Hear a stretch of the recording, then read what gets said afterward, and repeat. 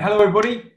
Thanks for joining us again for another one of these conversations about our peers' careers and how their careers have progressed. I'm joined today by my friend and also a key advocate of NEBOSH, Maria Anderson. So I've known Maria for a few years now, and I use Maria's expertise or ask Maria to get involved when we've developed qualifications in the past. And she's always been very, very generous with her time. And she's done some case studies for us and bits and bobs. And I always enjoy talking to Maria about her career and about, the fact that she's come over from Colombia, home where she was born and raised, and went to university. She came over to the UK to study and met her husband here, and her family's developed here, and she's created this great career for herself. But it's not been without its challenges, which I'm sure Maria will talk to us about. So good morning, Maria. Hello, Matt. Thank you for having me today. So why a career in health and safety? Yeah, well, the good thing is that when you start a career, you just never know how the future is going to pan out, and you have to be ready for challenges and push yourself through the years. So I think when I came to the UK, I wasn't planning to stay. It was only a very short 3 months to learn English before I went back to the petrochemical industry in Colombia. That was the whole plan. But then for personal reasons, I met my husband, and then my whole life did a big U-turn, and I have to find kind of like my plan B. So chemical engineer took a little bit of a back burn, and I have to start looking at my skills and how I could use my skills. So I got my first job in the UK in manufacturing because of my chemical engineering, but I was in a lab. So I was doing more research and development.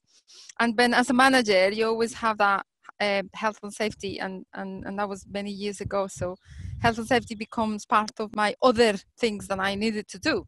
So I took it really just curiosity. I started looking into health and safety in more detail, and everything started from there. And because I really enjoy learning, and I really enjoy pushing myself and developing myself, health and safety started to get a bigger part in my life. And so I did take the risk of doing the NEBOSH certificate with very little English, and I was a bit worried, but I did well. I studied quite a lot, and then I everything it went from there on, and the opportunities just presented itself, but by looking for challenges, and that's how consultancy came along, just to have an opportunity to work in health and safety. So it was my first full-time health and safety role. It was in consultancy. And then from there, I missed management. So I went back into management and being the person developing the projects from beginning to the end. And that's how the British Museum came along. And then on to Cambridge. And then after a few years in the British Museum, I'm really just looking career progression. To seeing what is the next thing. I wanted to go into senior leadership management, so I go into Cambridge assessment, but it was just looking for career progression into a senior management. You have a team of health and safety advisors reporting into you now? I have two, one that focuses mainly on well-being and occupational health, and another one who looks at statutory compliance. But the team is quite small, but realistically, we're a small organization with 3,000 employees. So we don't have 50,000 like someone. And report directly to the corporate board, to the HR director. So it is considered a senior management position in the organization. Well, something I know you're really passionate about is actually the well-being agenda, and something which comes up for me often when I'm talking to practitioners. In my previous role at NEBOSH, I used to get much more actively involved in developing qualifications all the way through to launch. And when we were looking at our current well-being offering and asking practitioners and people, at the beginning of the health and safety career, whoever it may be, asking them where well-being sat, it was really split between the health and safety function. They might do a little bit of stress training, and then when anything goes bad, then it goes over to occupational health. And so it's really interesting. I noticed that within your current role as head of health and safety, you sit in the HR function, absolutely. So talk us a little bit about how you get involved in well-being. Yeah, so in the museum, I was reporting to facilities. So the focus of the role was mainly Legionella, asbestos, fire safety, that type of background. So statutory compliance was my main focus. And then there was always a little bit of conflict with facilities, because obviously facilities is the one who makes sure that the statutory compliance most happen. So when I moved to Cambridge Assessment, I was in a way in a lucky position that I could choose my next position, because I was very comfortable and settled, and I was doing well in the museums. So I just put a bit of a list, that one was being a senior leader, and the other one was to be in more involved in well-being and health, instead of just statutory. And this position came along, and it's very good that well-being is not part of benefits, because there is another person who manage benefits, and well-being and the well-being program, a lot of the organization put it in the benefits. So and they say, oh, you come to work with us, you're going to have a great pension, great holidays, and a good well-being program. So that's a well-being, and it's not the case in Cambridge Assessment. Well-being is part of the people's experience. It's very linked to their health. So it's been good to be able to influence and manage the well-being program as a must, and I think we have a good budget to invest on the well-being program, and not as a benefit. Is something that the organization value quite a lot. Well, it's really interesting actually from talking to you. You were saying what some of the well-being mindset is. I think because it is a mindset at Cambridge Assessment, isn't it? You know, it's not just some fruit on a Friday. You know, it really is. Exactly. Kind of building around people. We are, you know, we have now scores of people taking part in our yoga sessions. You know, we have an environment and a garden that people can go and sit and walk around. And the way you described it as a value, it really is a value. That's how you that's how you see it, you know, at Cambridge. And I know that's something that one of your own values as well. It has to be part of the culture. It has to be the because you have to deliver in a very stressful environment anyway. Deadlines are always going to be there. Productivity and operations are always going to be very important for an organization to survive. But if people are stressed or not having the right mindset, they're not going to produce well. And I think in general, well-being is starting to get been very high in the agenda of health and safety, because you can't ask from people to be productive if they're not well. Something I mentioned at the beginning of this interview, this conversation, was that I've known you for a few years now, Maria. Something I know about you is that you're a very strong personality. You know, we get involved in I invite you in to sit in a room where people have lots of opinion, lots of strong opinion, and you know, that doesn't seem to faze you at all. So in terms of your own characteristics, what do you think has served you well as a practitioner, and what do you think will continue to serve you well, or what should an aspiring practitioner really sort of reflect upon about their own capabilities? I think you mentioned one thing. You do need to know your boundaries, and you need to you're not blagging. You can't blag on this career. You really need to know your stuff, and you need to have a really good ground basis on knowledge. And I think NEBOSH is very good at that foundation of knowledge. You know, understanding the legal, because you're not here to be like the voice of or taking sides. You're here just to advise on what is good practice.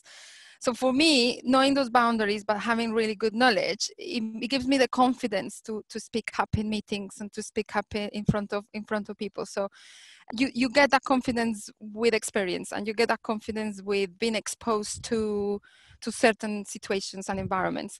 But what is I like to be around people. I like to engage with people. I found that health and safety is all about taking your knowledge and influence others to take people's safety and health as a priority. And you cannot do it from an office sending emails. You have to engage, you have to really get out. And I really enjoy it. It is what it keeps me, my motivation is work with teams and motivate them to do the right thing. And if I know my place, that I'm only advising, I'm not taking decisions, then I can convince others to see health and safety as an important thing to value and be part of the plan and be part of the program. And I'm a solution seeker. That maybe is another part of my personality. I don't get stuck.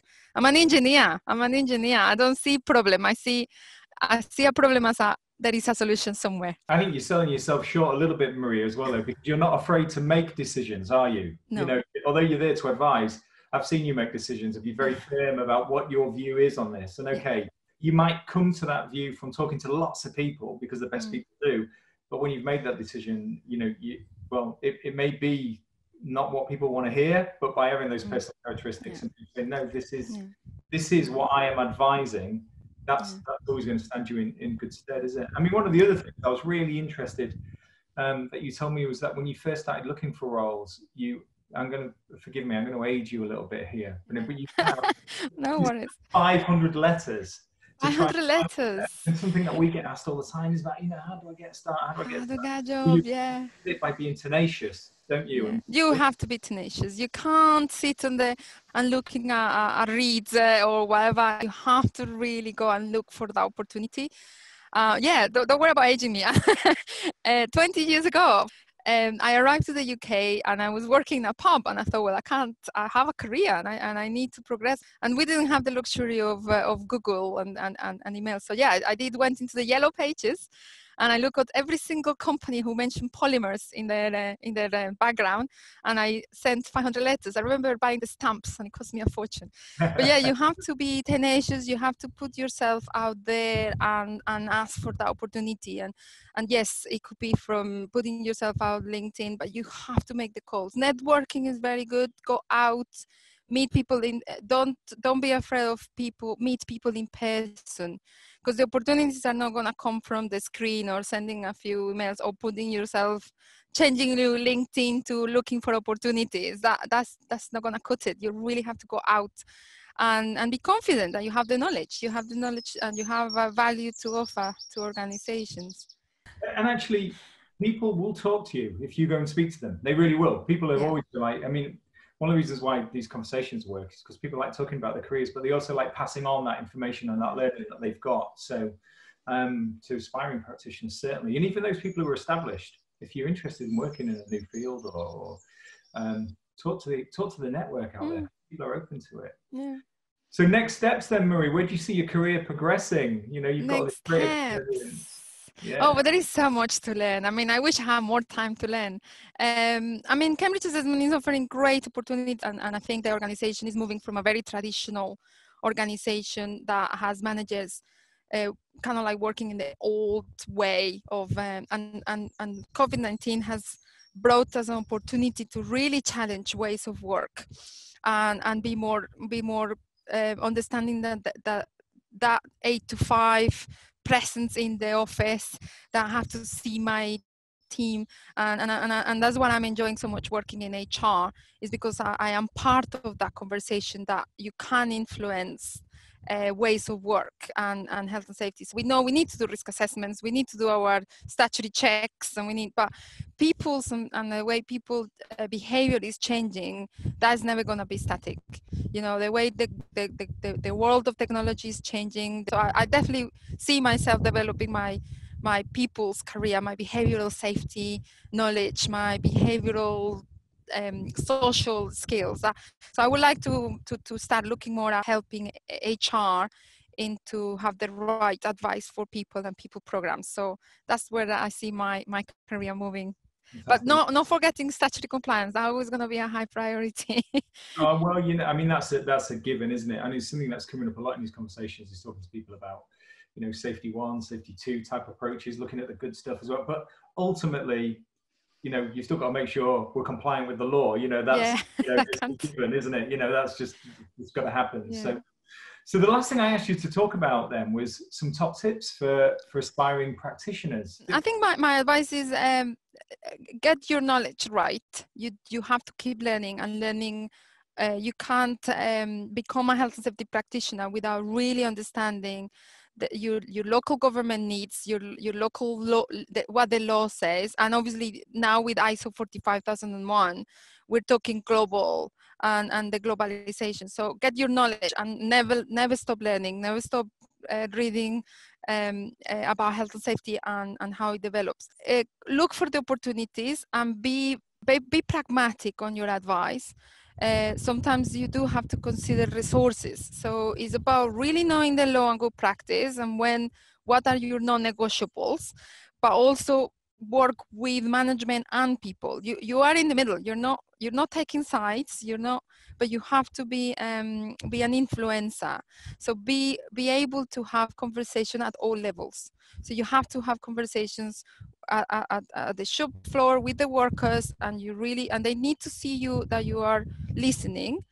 And then you have to then translate your information into good advice for directors.